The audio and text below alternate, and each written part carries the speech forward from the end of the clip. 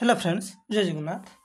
आज आम आलोचना करवा पीजीटी सिलेबस पीजीटी जो पेपर 1 रही उड़िया सिलेबसटा आम आलोचना करवा कहीं आम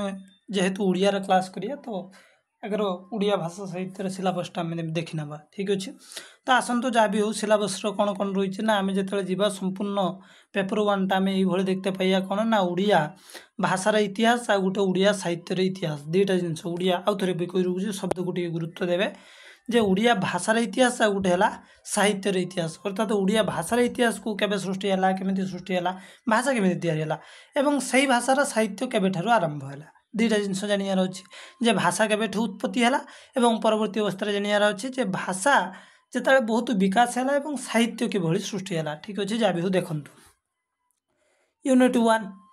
1 आपण मैंने देखिए उड़िया भाषार उत्पत्ति क्रम विकास आपण मैंने सीधा सड़क देखु उड़िया भाषार उत्पत्ति क्रम विकास अर्थात उड़िया भाषा किभଳି जन्म लाभ कला पूरा आदि कालू पुणी 16 शताब्दी अर्थात 16 शताब्दी पर्यंत देखिया।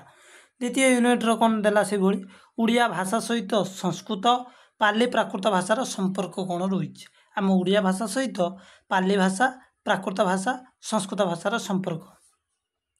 से यूनिट 3 देखिया उड़िया शब्द भंडार से उड़िया शब्द भंडार तत्सम तद्भव देशज एवं आ गोटे है वैदेशिक एतिक शब्द को आम चार्टे जानिया तापर है कौन यूनिट 4 आप देखा उड़िया भाषा उपर वैदेशिक प्रभाव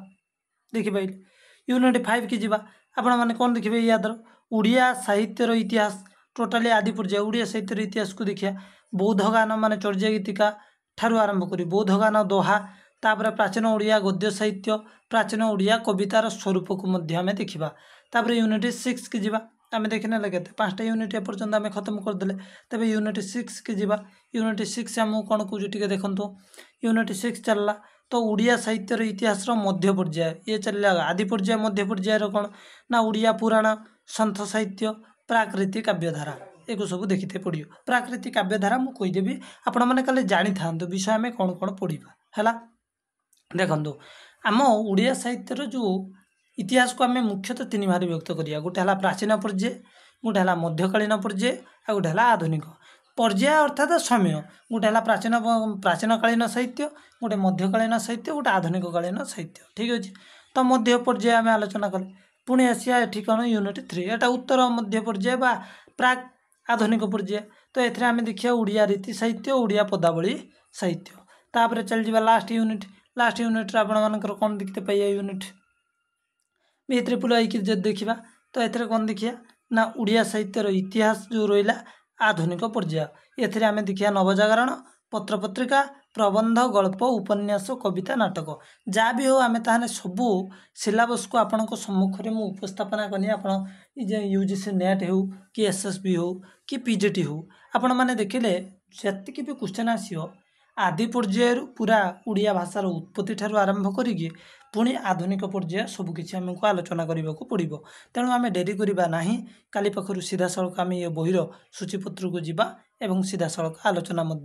करवा एवं यही बहीर आउ गोटे स्पेशल रही देखो पेपर डबल आई जो उड़िया साहित्यर विशेष अध्ययन सही पीजीटी ये माने पेपर 1टा मुझे सम्मुखें आलोचना कली देखिपारे। तो पेपर 2 को जीवा पेपर 2 रे कौन देखो रही याद केतटा यूनिट रही 1 2 3 4 5 6 7 8 जान पुणी याद जो 8टा यूनिट रही कौन कौन आपण मैंने देखो प्रथम यूनिट की आम जा जो सारला दास बलराम दास जगन्नाथ दास अच्युतानंद दास उड़िया साहित्यर विशेष अनुशूलनी बईर नाटा रहा कौन माने पेपरटा ना उड़िया साहित्यर विशेष अनुशूलनी एथरे रहा कौन प्रथम आपण मानक कहले सारला दास बलराम दास बड़ बड़ कवि जगन्नाथ दास अच्युतानंद दास रहिले तापर द्वितीय यूनिट बच्चा दास नारायणानंद अवधूत स्वामी मार्कंड दास देवदुर्लभ दास ये कौन कौन लिखिं आपण मानक जानियार अच्छे। तापर यूनिट 3 दीनकुष्ठ दास उपेन्द्र भंज अभिमन्यु सामंत सिंहार बलदेव रथ तापर यूनिट आम 4 को जिते जाती तो सेठी आम देखते पाइया ब्रजनाथ बड़जेना गोपाल कृष्ण वर्णमाली भीम भोई तापर आइले पंचम किए फकीरमोहन सेनापति राधानाथ राय मधुसूदन राव रामशंकर राय तापर यूनिट जो 6 की जीवा 6 रे गंगाधर मेहर विश्वनाथ कर नंदकिशोर बल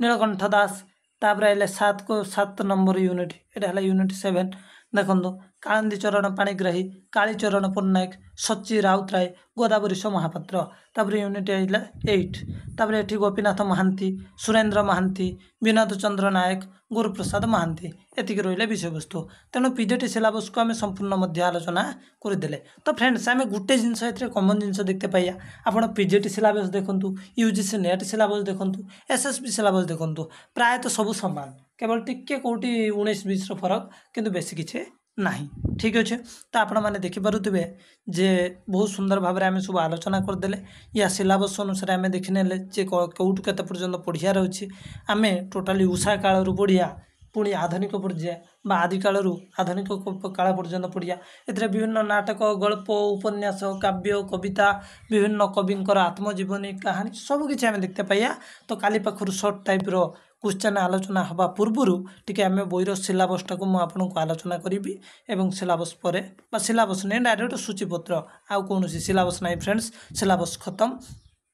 क्षमा करेंगे। तो जहाँ भी हो आम PGT syllabus T paper 1 paper 2 उभय को देखने ठीक अच्छे। काली पाखर आम कौन करवा टोटाल बही उपर को जा विषय वस्तु आलोचना करवा। ओके बहुत बहुत धन्यवाद बहुत बहुत धन्यवाद।